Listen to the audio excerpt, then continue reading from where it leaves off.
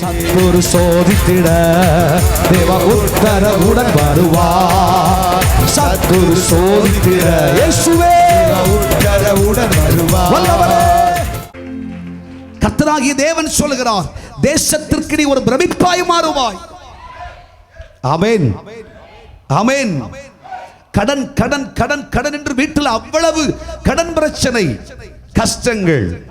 ஆனால் இன்று பார்த்தால் தெய்வம் அவர்களை ஆசீர்வதித்து கோடான கோடிகளுக்கு சொந்தக்காரர்களாக மாற்றி தேசத்தில் வாழ்ந்திருக்க செய்திருக்கிறார். தேசமே பிரமிக்கிறது. இது எப்படி ஆயிற்று? அப்படி ஒரு மகா பெரிய அற்புதம் உங்கள் குடும்பத்தில் நடக்க போகிறது. நீ கடன் வாங்க மாட்டாய், நீ கடன் கொடுப்பாய், நீ அதிசயங்களை காண்பாய். உன் களஞ்சியத்தை கர்த்தர் நிரப்ப போகிறார்.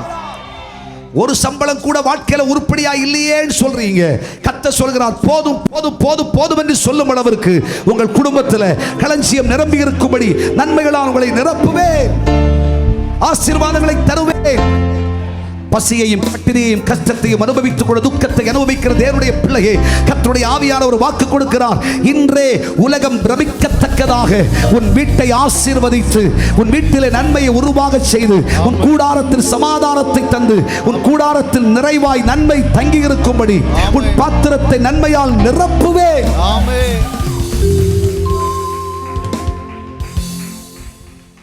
கடன் கடன் கடன் கடன் என்று சொல்லிக் கொண்டிருந்த வீட்டில் கர்த்தருடைய ஆவியானவர் சொல்றார், இன்றிலிருந்து நீ கடன் கொடுக்கிறவர்களாய் மாறுவார். ஆமென். எல்லாருக்கும் பிரமிப்பாதான் இருக்கு. கடன் வாங்கிக்கிட்டு எங்காகலும் வட்டிக்கு கிடைக்காதா கடன் கிடைக்காதா தேடிக்கிட்டு இருந்த இவங்க குடும்பம் இன்னைக்கு இவ்வளவு ஆசீர்வாதமா இருக்குதே. ஒரு வீடை கட்டியாச்சுங்க, அடுத்து 2வது வீடை கட்டியாச்சுங்க, 4 பிள்ளைகளுக்கு 4 வீடை கட்டியாச்சுங்க. அப்படின்ற ஒரு பிரமிப்பை கர்த்தர் உங்க வாழ்க்கையில குடும்பத்தில் உருவாக்க போகிறார். நீ தோல்வி அடைந்து போவாய், உன் வழக்கிலே தலைகுனிந்து விடுவாய் என்று உன் வழக்கறிஞர் கூட சொன்னார்.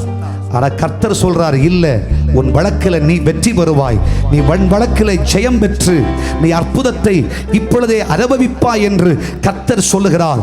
நீ வழக்கில் தோல்வி அடைய மாட்டாய். கர்த்தராகிய தேவன் உனக்காக, யெகோவா நிசி உனக்காக வெற்றி கொடியை நாட்டப் போகிறார். உன் வழக்கில் நீ ஜெயம் பெறுவாய்.